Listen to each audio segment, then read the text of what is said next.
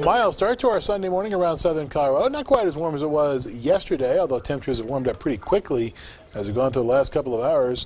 63 is the current temperature at Gobbler's Knob, 287 and 385. It's almost a summer-like feel to our morning, which makes sense because we're going to see some of those pop-up showers and storms. And Gobbler's Knob is one of those places where the showers and storms will eventually rumble as we go through the afternoon and evening, and by this point, by the time they get to this area, they could be on the strong to severe side. Winds out of the south-southeast at 15.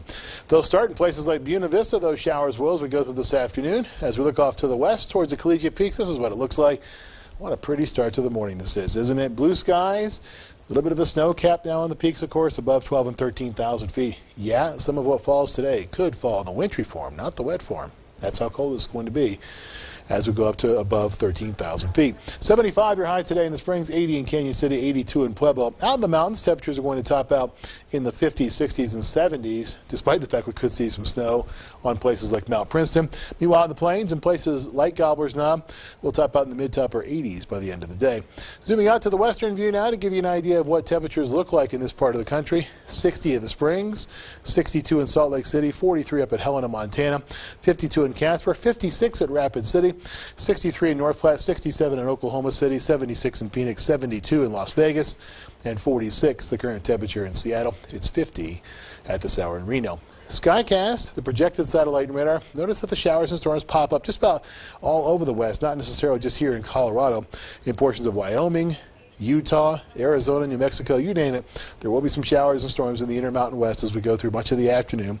Then it all fades away as we go through the evening into the overnight, but eventually returns as we go through the day tomorrow with heating of the day combining with some moisture and this frontal boundary to give us a chance for those showers and storms. Part of the reason that we will see a possibility for some rain over the next couple of days, and behind that front, temperatures are going to cool off just a shade too, with some extra cloud cover and the cooler air making its way from the Canadian prairies. Skycast precipitation, fairly high totals in portions of Teller County and also east and west of I-25 in the area just off to the south of Walsenburg down towards the Raton Pass. Between Trinidad and Springfield, this is good news for you. Not necessarily such good news, though, if it falls in the wrong locations in Teller County. So flooding is a moderate threat for today and tonight. Winds are going to be a moderate to high threat, and hail will also be a small to moderate threat as we go through the day today, with some of those isolated showers and storms getting a little bit stronger, just like we saw yesterday afternoon as that thunderstorm rumbled its way towards Eads. That's why there was a severe thunderstorm warning for Kiowa County yesterday afternoon.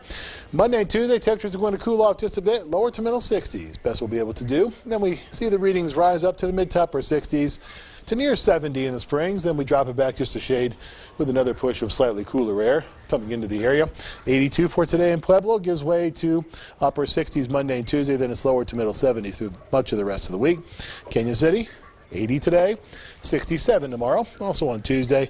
Pretty good chance for those showers and storms with that frontal boundary that I was telling you about, that front, that stalled out front, sitting just off to our north, pretty much right over top of us, especially in the northern portions of our area. Teller County will be sitting in the lower 50s Monday and Tuesday after topping out in the middle 60s today.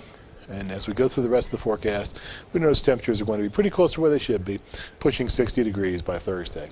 Coming up in a few minutes, by the way, Bonnie, we'll have that complete forecast, bring you right down to El Paso and Teller Counties and show you what those rain totals are going to look like according to Skycast. Gotcha. Sounds good. Now, in terms of waking up in the morning, it feels pretty nice out. The temperatures are, you know, it's very pleasant. The birds are chirping, and but the thunderstorms, as we're getting used to, start to roll in, you know, by the afternoon. So you got to get out early if you want to do something outside. Summer-like temperatures in the morning, why not? We have a summer-like pattern with those afternoon showers and storms. Yeah, it's kind of a nice change, and it helps out with our dry problems. It helps out with that, and you can definitely feel the humidity.